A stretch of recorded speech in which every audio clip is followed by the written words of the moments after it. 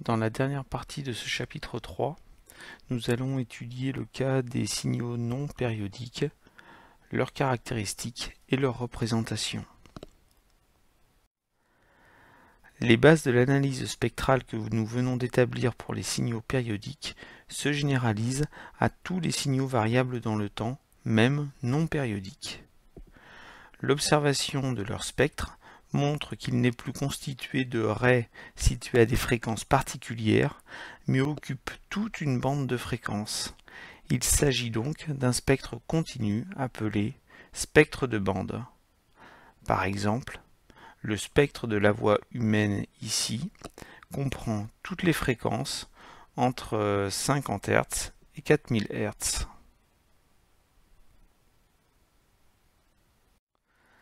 Un signal est toujours affecté d'une fluctuation aléatoire plus ou moins importante que l'on appelle le bruit. Il peut être interne.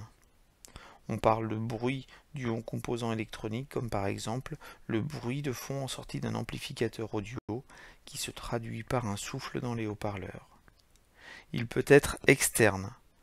On parle alors du bruit lié à la réception d'un signal, perturbation électromagnétique dans un câble ou dans une antenne, comme le bruit de friture dans un récepteur entre deux stations radio.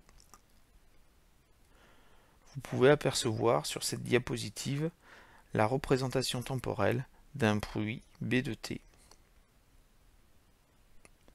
Sa valeur efficace est non nulle et s'écrit B égale à la racine carrée de la valeur moyenne du bruit au carré.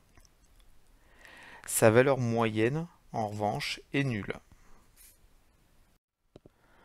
Le bruit est un phénomène aléatoire. Il n'est donc pas possible de prévoir sa valeur à un instant t.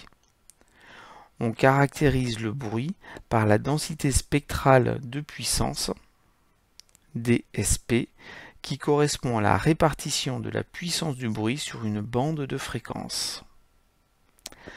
Un analyseur de spectre permet de relever la DSP en dBm par Hertz.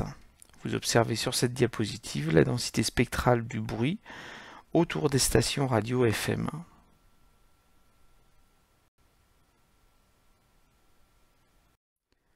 Le niveau de puissance en dBm, qui correspond à cette densité spectrale de puissance sur une bande d'analyse ΔF, est alors décrite par la formule qui s'affiche. La puissance en dBm est liée à la puissance en watts par la formule qui s'affiche à l'écran. La puissance du signal aléatoire en watts s'écrit alors P égale à P0 fois 10 puissance en dBm divisé par 10. Vous trouverez sur cette diapositive l'application numérique du calcul de la puissance de bruit à partir de la densité spectrale du bruit autour des stations radio FM.